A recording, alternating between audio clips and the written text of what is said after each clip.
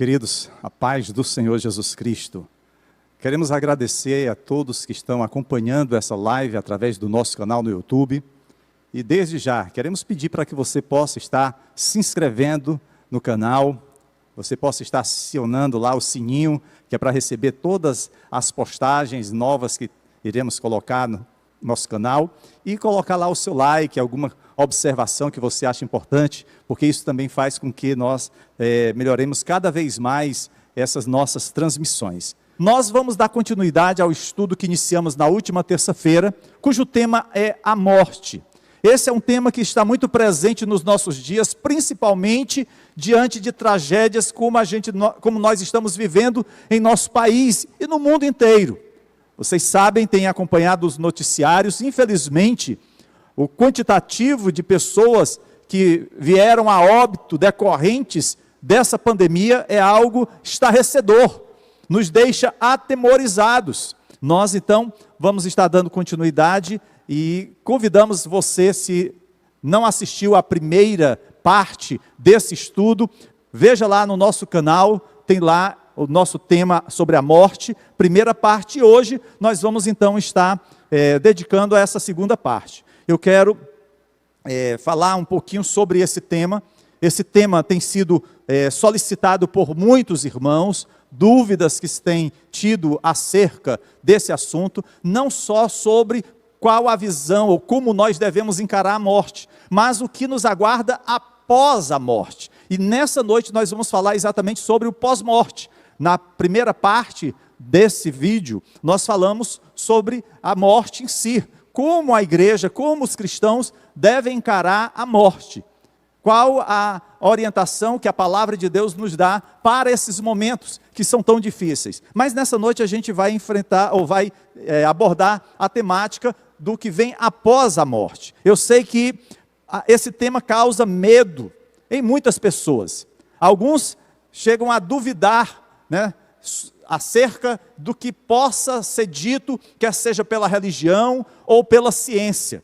Alguns se sentem inquietos, desconfortáveis em ter que tratar desse assunto. Tem pessoas que não gostam de falar com medo de chamar a morte para si, Porém é algo que todos nós enfrentaremos, exceto aqueles que são cristãos e aguardam a volta do Senhor.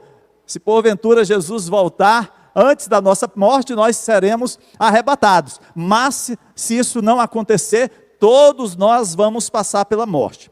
Na última terça-feira, nós respondemos duas questões. Primeiro, por que os cristãos morrem? E depois falamos sobre o que devemos pensar sobre a nossa morte e a morte dos outros.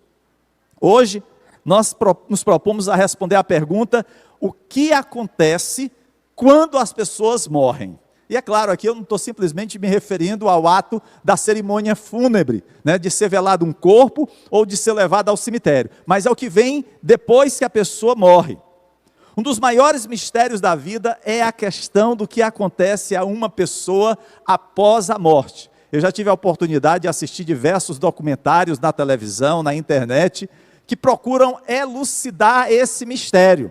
Mas, queridos, se nós queremos realmente saber, encontrar a solução para esse dilema, para esse grande desafio, precisamos recorrer à palavra de Deus. Enfrentar a morte de um ente querido, especialmente se a perda for repentina e inesperada, é uma das maiores provações da vida. Nós todos lamentamos essa tragédia, porque queremos sempre manter próximo a nós as pessoas que nós amamos. A nossa família, os nossos amigos, todos são preciosos para nós. Que a morte aconteça em uma idade jovem ou ao final de uma longa vida, sentimos a dor da perda. Nós sentimos a falta daquele que tanto amamos, daquela que esteve ao nosso lado. Mas como cristãos, sabemos que quando Cristo voltar, todos os crentes em Cristo, vivos e mortos, receberão novos corpos perfeitos e estarão com o Senhor para sempre, pois é promessa de Deus para as nossas vidas. Daí eu quero convidá-lo a abrir a sua Bíblia, a palavra de Deus, na primeira carta de Paulo aos Tessalonicenses, capítulo 4, a partir do verso 13. Vamos ler essa passagem que é bem conhecida. Diz assim a palavra do Senhor: não queremos, porém, irmãos, que sejais ignorantes com respeito aos que dormem, para não vos entristecerdes como os demais, que não têm esperanças.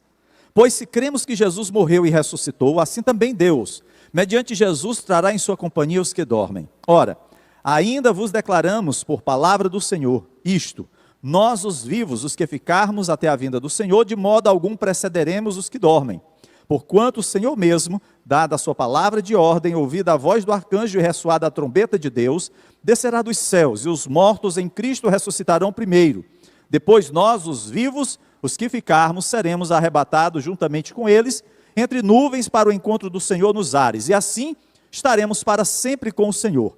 Consolai-vos, pois, uns aos outros com estas palavras.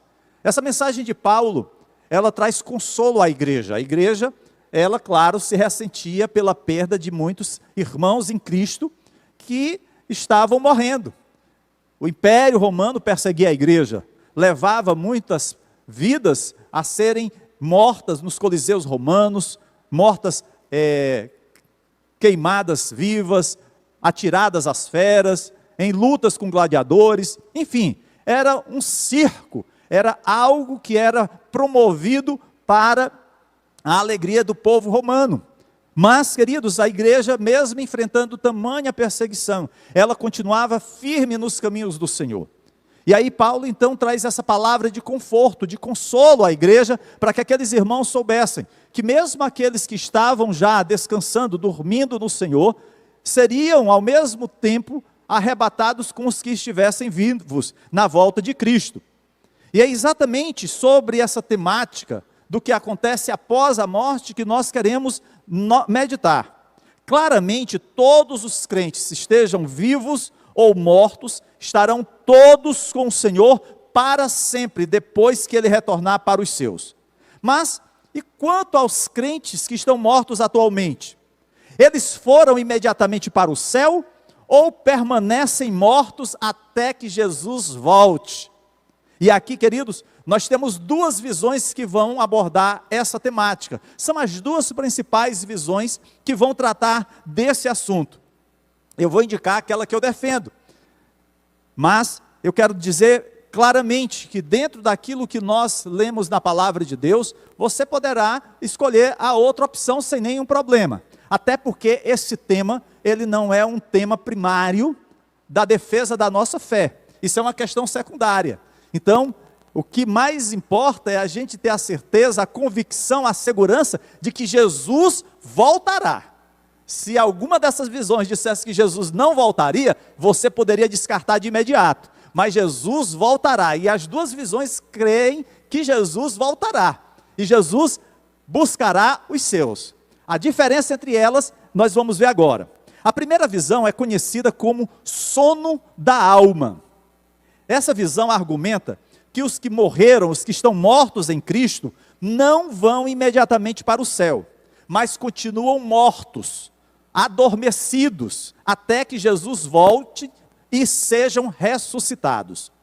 Este conceito, como nós dissemos, é chamado de sono da alma, porque sugere que a nossa alma dorme enquanto o nosso corpo jaz morto na sepultura, se decompondo, esperando então que Jesus o ressuscite. Para os defensores dessa visão, os mortos não estão conscientes, ou seja, eles não têm noção de nada que acontece no exterior. Eles não vão para o céu ou para o inferno. As pessoas mortas dormem na inconsciência. Elas não pensam ou não sentem nada. E há dois grupos que defendem essa visão: os testemunhas de Jeová e os adventistas. E creem eles que essa condição, entre a morte e a ressurreição, é um sono profundo e sem sonhos, sem consciência e sem nenhum sentimento. Daí que quando a Bíblia descreve a morte, muitas vezes a compara ao sono. É por isso que essas pessoas e outros cristãos defendem a visão do sono da alma.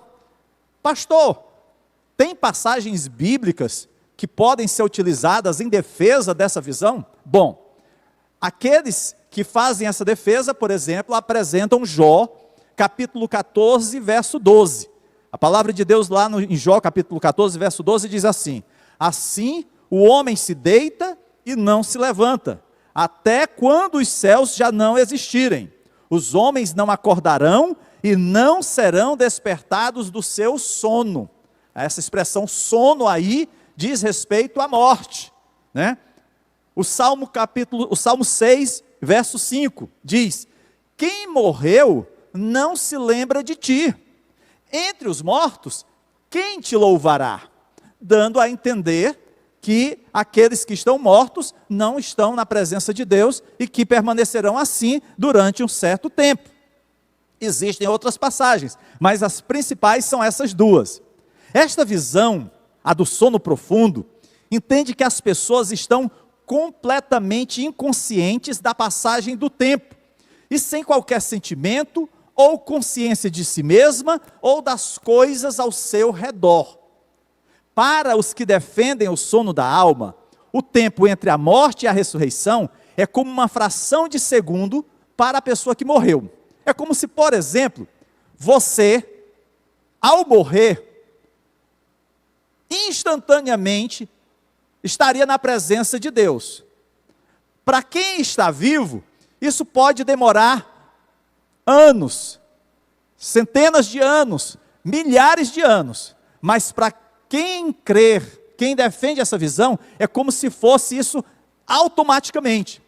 E aí eles se amparam naquela passagem de que Deus é eterno, que para Deus um dia é como 1000 anos é como um dia, ou seja, Deus ele é atemporal. Então nós estamos tendo um tempo, estamos diante de uma cronologia, mas para Deus não existe isso, Ele é de eternidade a eternidade Deus. Então, quem defende o sono profundo, entende dessa forma, você morre e é como se automaticamente estivesse já na presença de Deus, mesmo que isso para nós tenha um intervalo de milhares de anos, tá bom? A outra visão é a visão chamada presença imediata com Cristo. Essa visão, ela diz que quando o cristão morre, o corpo vai para a sepultura, mas a alma e o espírito vão imediatamente estar com o Senhor, esperando a ressurreição do corpo, quando eles serão unidos para estar para sempre com o Senhor, em eterna bem-aventurança. Então, para quem defende essa visão, que é a presença imediata com Cristo, o corpo é sepultado, o corpo se decompõe, mas a alma e o espírito imediatamente estarão com Deus, certo? Para os que defendem essa visão, e eu me incluo nela, um crente em Cristo, após a sua morte, estará imediatamente presente com o Senhor em espírito, enquanto aguarda a ressurreição e a perfeição do seu corpo físico, que é exatamente o que a Bíblia chama de corpo incorruptível, que nós receberemos do Senhor quando da ressurreição. Então, enquanto aguarda a ressurreição e a perfeição do corpo físico, ele desfruta das bênçãos de estar espiritualmente perante o Senhor. E aí eu acho que vocês se lembram daquela parábola em que Jesus fala do rico e do Lázaro, que o rico morreu, foi para o Hades, e Lázaro, o pobre, o mendigo, foi para o seio de Abraão. Algumas passagens falam desse local como seio de Abraão, como paraíso, como céu. O nome aqui é irrelevante. O que vale é que nós, em espírito, estaremos na presença de Deus. E é a presença de Deus que torna o céu, o paraíso, o seio de Abraão, o que ele é realmente. O melhor lugar para estar. É por isso que Paulo diz que o morrer para ele era lucro. E é isso que traz conforto para as nossas vidas. É saber que aqueles que descansam no Senhor, e aqui a palavra descanso, é esperando o tempo da ressurreição do seu corpo, mas o espírito já está com o Senhor. E aí, a expressão sono, que muitas vezes na Bíblia Sagrada é uma metáfora, para quem defende essa visão, se refere apenas ao estado intermediário. E aqui, queridos, é algo que a gente precisa ter muito cuidado para entender. Então, quando a Bíblia faz uso da expressão sono, para essa visão, é um estado intermediário. E aqui eu não estou falando daquilo que a Igreja Católica vai falar, né, vai defender, né, como sendo um local de purgatório. Não é isso, não é purgatório, né? Não é purgatório. Esse estado intermediário, ele é defendido exatamente porque a expressão sono da alma dá a entender que há um local intermediário aonde a alma fica, aonde o espírito permanece. Como assim, pastor? Deixa eu explicar melhor. Por exemplo, em 2 Coríntios, capítulo 5, versículos 6 a 8, a palavra de Deus diz: portanto, temos sempre confiança e sabemos que enquanto estamos no corpo, estamos longe do Senhor, porque vivemos por fé e não pelo que vemos. Temos, pois, confiança e preferimos estar ausentes do corpo e habitar no Senhor. Então, aqui Paulo está dizendo, olha, nós preferimos estar ausentes do corpo, e a ausência do corpo é exatamente a morte, e estar habitando com o Senhor, ou seja, a compreensão que após a morte nós habitaremos com Deus. Em Filipenses capítulo 1, versículos 21 a 24, Paulo diz: porque para mim o viver é Cristo e o morrer é lucro. Caso continue vivendo no corpo, terei fruto do meu trabalho e já não sei o que escolher. Estou pressionado dos dois lados. Desejo partir e estar com Cristo. Ou seja, ele entende que o partir é morrer. E ao partir, ao morrer, ele estará com Cristo, o que é muito melhor. E aí ele termina: contudo é mais necessário por causa de vocês, por causa da igreja, que eu permaneça no corpo. Ou seja, que eu continue a minha caminhada nesse mundo pregando o evangelho. Em Lucas, capítulo 23, versículos 43, Jesus respondeu ao ladrão: eu lhe garanto, hoje você estará comigo no paraíso. Então, há um imediatismo com relação à presença daquele que descansa, daquele que morre com o Senhor. Para essa visão, os que professam Cristo não estão destinados ao sono da alma, ou seja, à sepultura. A sepultura é apenas o depósito de um corpo perecível, que se decompõe, que se deteriora. Mesmo que a Bíblia não dê detalhes, e aqui é importante nós entendermos, amados, que essa temática, ela não é exaustivamente trabalhada nas Sagradas Escrituras. Nós vamos encontrar porções aqui e ali, fragmentos, para compor a nossa defesa. Mas mesmo que a Bíblia não dê detalhes sobre como será a morte, várias passagens sugerem que nós teremos corpos intermediários reconhecíveis. Como, por exemplo, eu acho que vocês se lembram, quando Jesus, no Monte da Transfiguração, recebeu Moisés e Elias. Eles tinham corpos. E aí, os estudiosos, os teólogos, fazem uso dessa expressão como corpos intermediários. Não haviam ressuscitado, tá? Moisés não havia ressuscitado. Mas a palavra de Deus diz que ele se apresenta ao Senhor.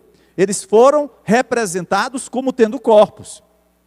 Embora a revelação completa não tenha sido dada nas Escrituras, embora nem tudo seja tão claro a respeito das características exatas desses corpos, aparentemente eles não serão adequados para a eternidade, pois serão substituídos por corpos ressurretos. Ou seja, quando nós nos apresentamos diante de Deus, aparentemente, por algumas passagens, nós teríamos o que ele chama aqui de corpos intermediários. Agora é importante que a gente diga, não existe na Bíblia essa expressão corpo intermediário. Os teólogos, a partir de algumas passagens, eles fazem então a defesa disso aí, tá bom? Mas o que é mais importante nós entendermos é que nós estaremos na presença do Senhor após a nossa morte. Alguém pode dizer assim: pastor, mas como é que funciona essa questão então da ressurreição? Porque a palavra de Deus diz que o Senhor Jesus voltará e aqueles que estão dormindo ressuscitarão, e os que estiverem vivos irão ao encontro do Pai. Então, no entendimento daqueles que defendem essa visão, inclusive eu, nós entendemos que nesse momento, um corpo incorruptível nos será dado, e o nosso espírito que estava com o Senhor, ele então fará parte desse corpo incorruptível. Do mesmo jeito, aqueles que estão vivos, que estão com seu espírito, receberão um corpo incorruptível. Pastor, que coisa difícil de entender. É bem verdade. Querido, tudo isso apenas nos dá alguma informação acerca da ressurreição, acerca do que estará acontecendo na volta de Jesus. Mas como eu falei no início, o mais importante, frente à volta de Cristo, frente à ressurreição, é nós crermos que Jesus voltará para buscar a sua noiva, que Jesus voltará para buscar a sua igreja. Esse é o conforto que Paulo procura dar à igreja de Tessalônica, porque os irmãos estavam tristes, estavam pesarosos por aqueles que estavam mortos. E durante esse período de pandemia, quantas famílias não têm chorado pela perda de entes queridos? Quantos não se sentem abalados frente à separação, frente à perda de alguém que tanto amava? E aí a palavra de Deus vem e traz um conforto. E aí a palavra de Deus vai e diz para essas pessoas: olha, Jesus voltará e buscará os seus filhos que estão dormindo, eles ressuscitarão.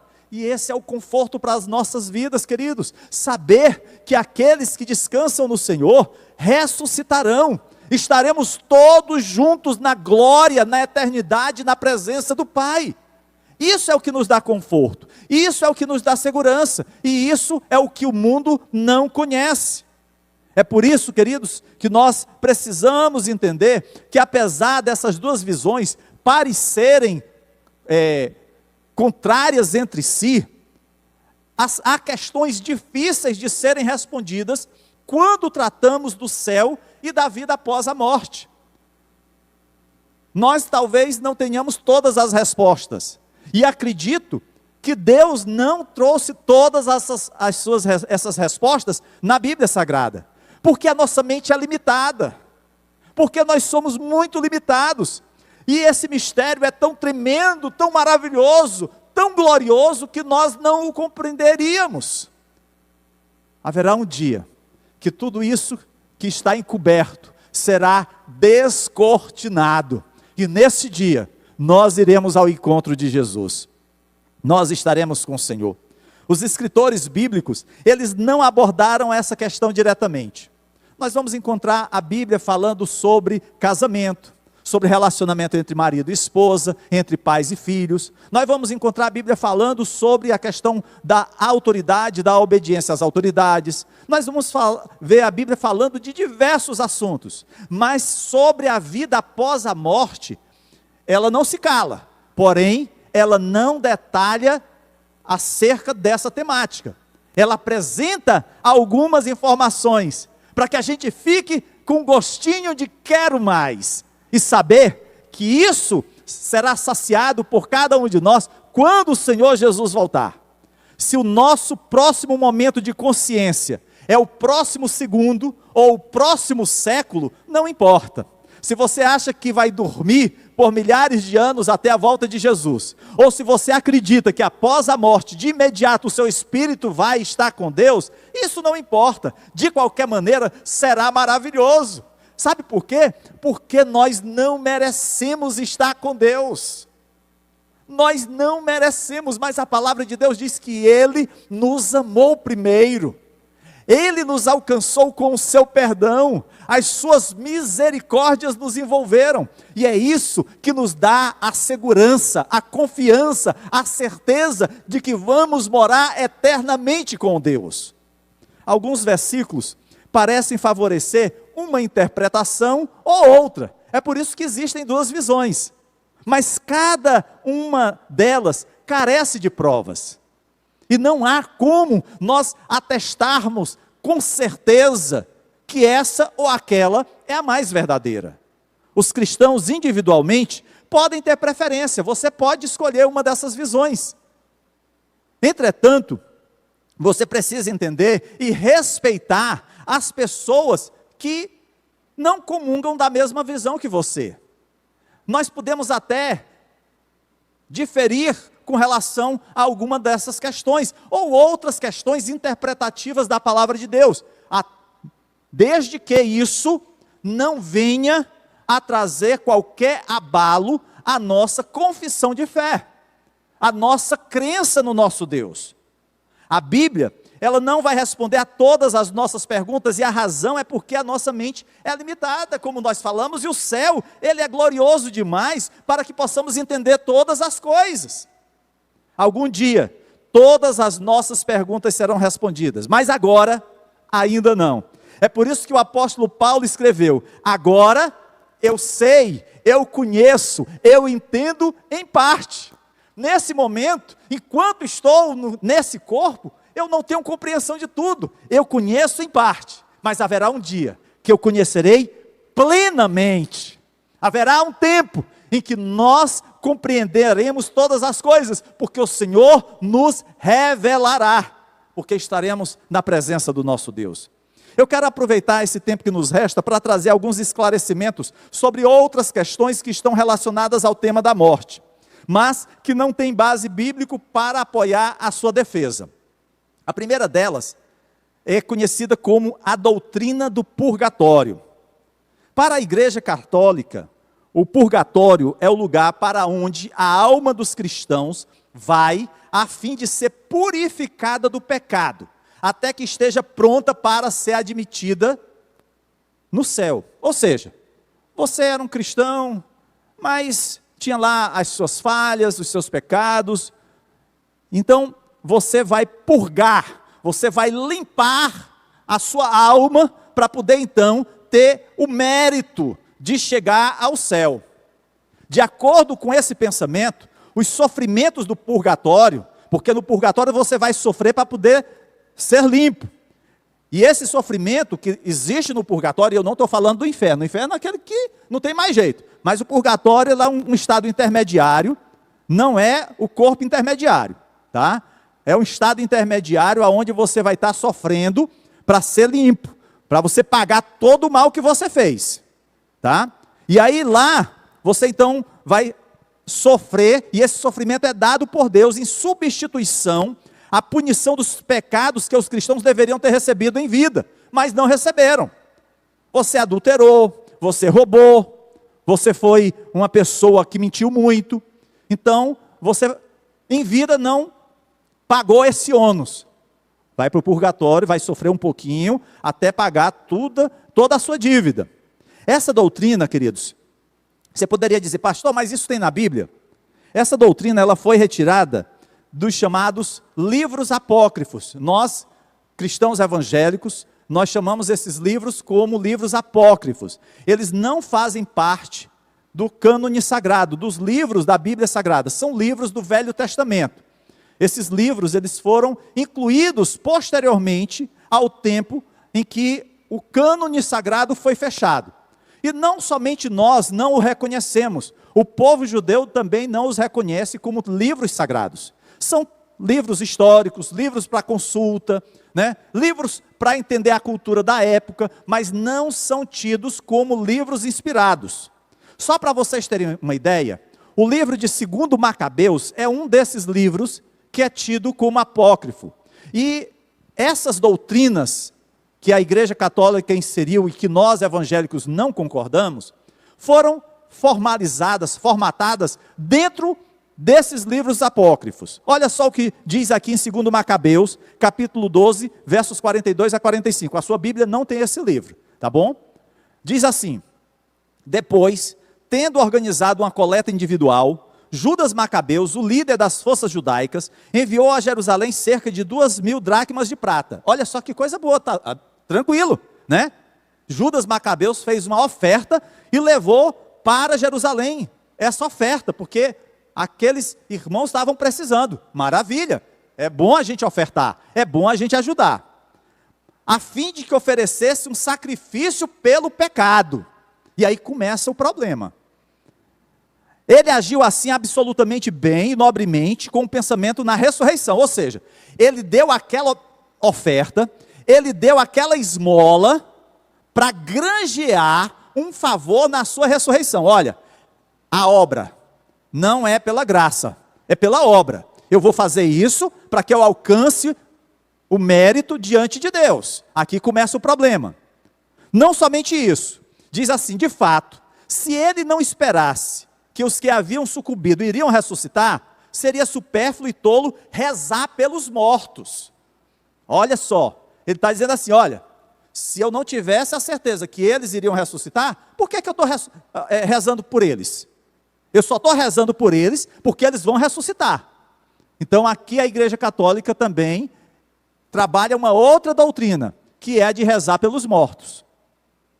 Mas se considerava que uma belíssima recompensa está reservada para os que adormecem na piedade. Então era santo e piedoso o seu modo de pensar. Eis porque ele mandou oferecer esse sacrifício expiatório pelos que haviam morrido, a fim de que fossem absorvidos dos seus pecados. Ou seja, eu vou dar a minha oferta para que eles possam ter os seus pecados perdoados. Não é o sangue de Cristo que perdoa o pecado, é a minha oferta. E a Igreja Católica, na Idade Média, utilizou-se disso muito bem para a venda das indulgências. Você vendia, comprava uma indulgência, e com aquele papel, era uma garantia que você não passaria pelo purgatório. Ou se passasse, seria muito rápido, não sofreria tanto.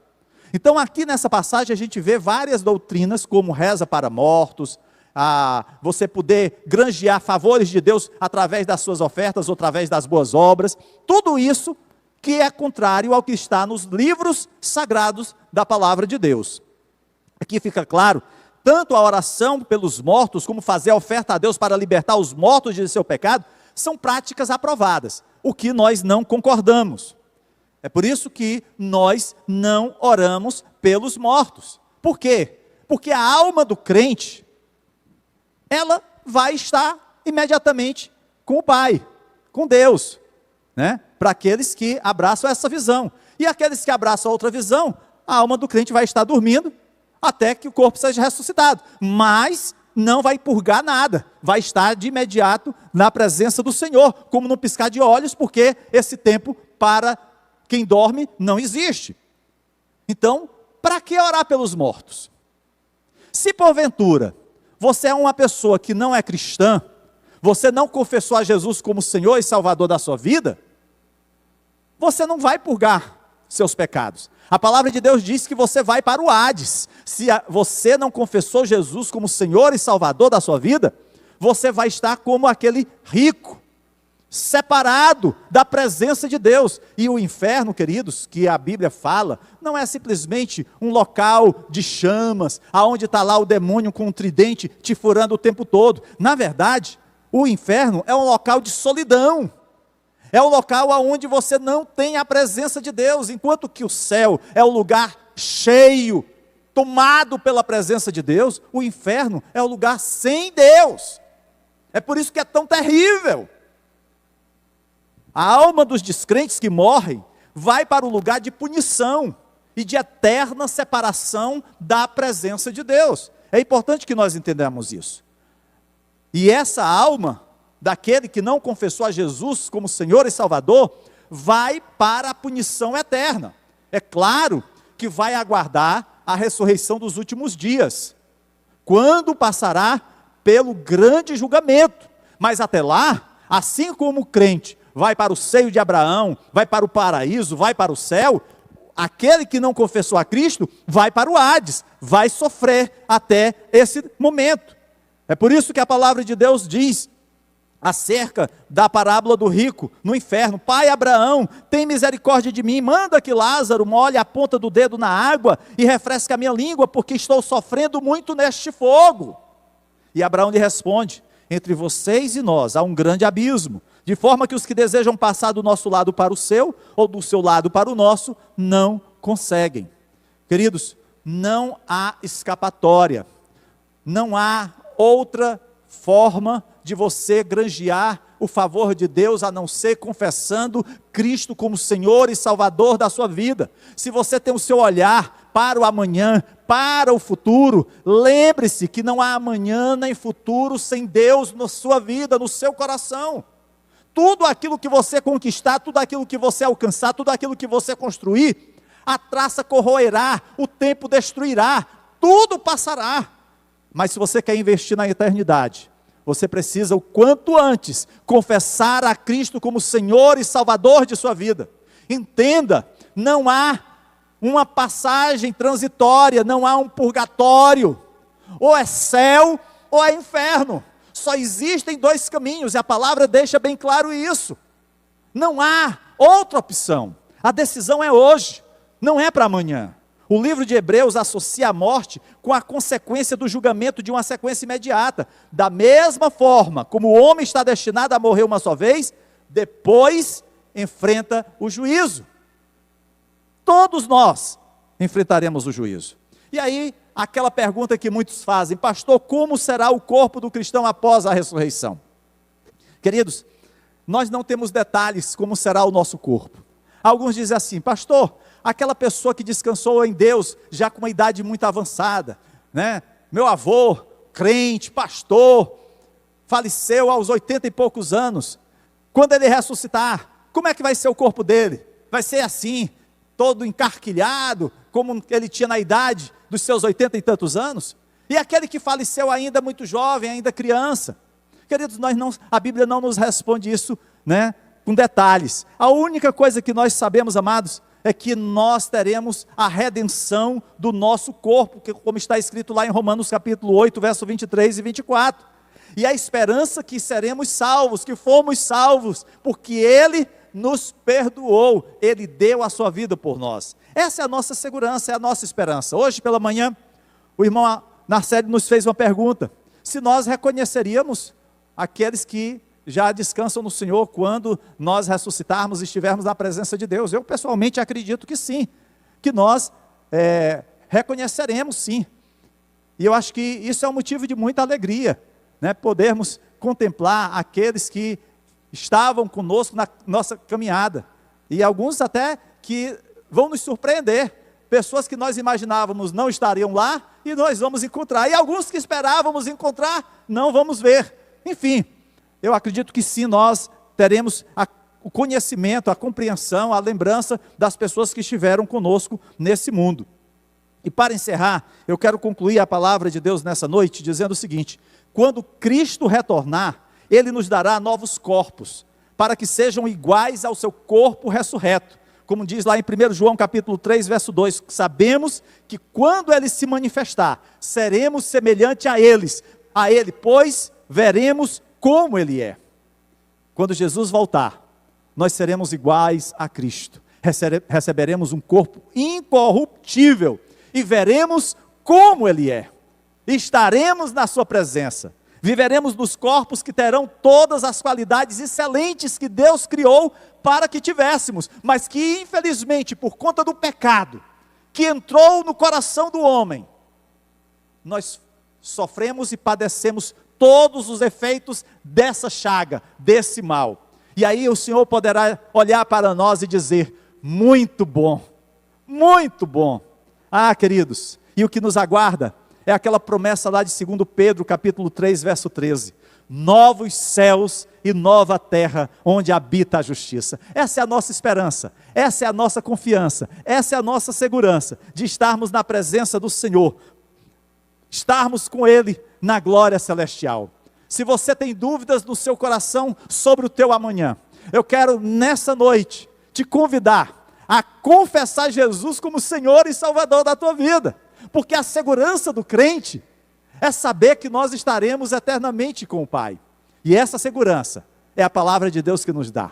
Se há dúvida no seu coração, peça que o Espírito Santo de Deus remova toda dúvida, traga segurança, certeza da presença constante de Deus. Apesar da pandemia, apesar da tristeza, da dor da separação, apesar da ansiedade causada por aqueles que estão hospitalizados, creia que o nosso Deus cuida de nós, o Senhor nos guarda, e o guardar de Deus não é simplesmente nos livrando do mal desse mundo, não é colocando uma redoma para nos proteger dos problemas dessa terra, não. É saber que nada, nem ninguém nos separará do amor de Deus, nem mesmo a morte, porque estaremos na presença do nosso Deus.